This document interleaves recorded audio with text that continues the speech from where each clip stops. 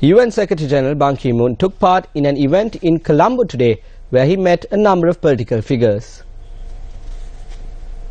A meeting between Speaker Karu Jayasuriya and the UN Secretary-General took place this morning. Thereafter, Ban Ki-moon met with political party leaders. Minister Lakshman Kiriyalla, Deputy Speaker Tilanga Sumadipala, Minister Nimal Siripala de Silva, Minister Rauf Hakim and a number of other political figures met with the UN Secretary-General today. Sri Lanka's economic growth. Sri Lanka has shed its brief period of what I would call self-imposed isolation, which no doubt was an aberration in our long democratic journey.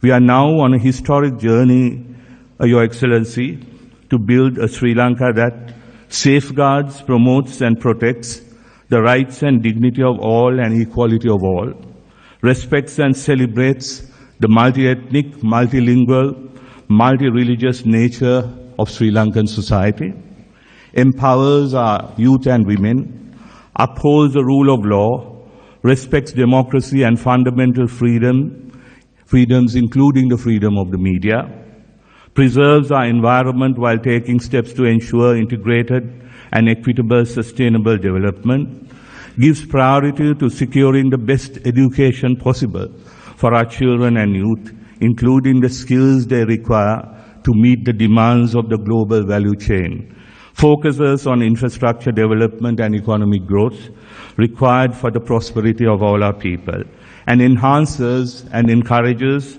understanding and preservation of culture, respect for each other's traditions and beliefs, and is always conscious of the need to be responsible and respected member of the international community.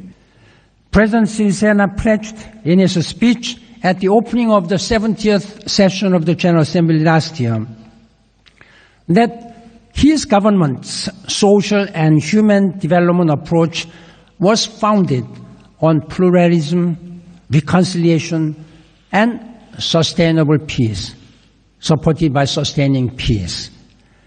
I congratulate the government and people of Sri Lanka on passing the 19th Constitutional Amendment and the recent Right to Information Act. I also urge you to speed up the return of land so that the remaining communities of displaced people can return home. And President Sirisena explained at length yesterday to me about his strong commitment of returning this land. In parallel, the size of the military force in the north and east could be reduced, helping to build trust and reduce tensions. It will take many years of political courage and determination.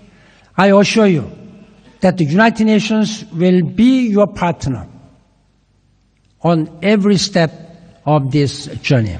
The UN Secretary-General also spoke on the actions of the UN mission in Sri Lanka during the end of the conflict. During the critically important last several months, we made big mistakes. We learned the very hard lessons on the part of the United Nations. I established internal investigations into what had happened, what our people of the United Nations mission here had been doing at that time. We found a serious mistake, inactivities. Had we been more actively engaged, we could have saved much more, many more human lives. Sustaining peace, in my opinion, is a must and must be a #1 priority. The new government took office with a commitment to securing long-term peace and reconciliation, premised on the principles of good governance while strengthening democratic institutions and ending long years of impunity and inequality. The Secretariat for Coordinating Reconciliation Mechanisms, SCRM, was established to help take these priorities forward, and we are working in close partnership with civil society, including youth of this country, victims of the conflict, the private sector, the United Nations, other development partners, and of course, the many arms of government, both national, provincial, and local.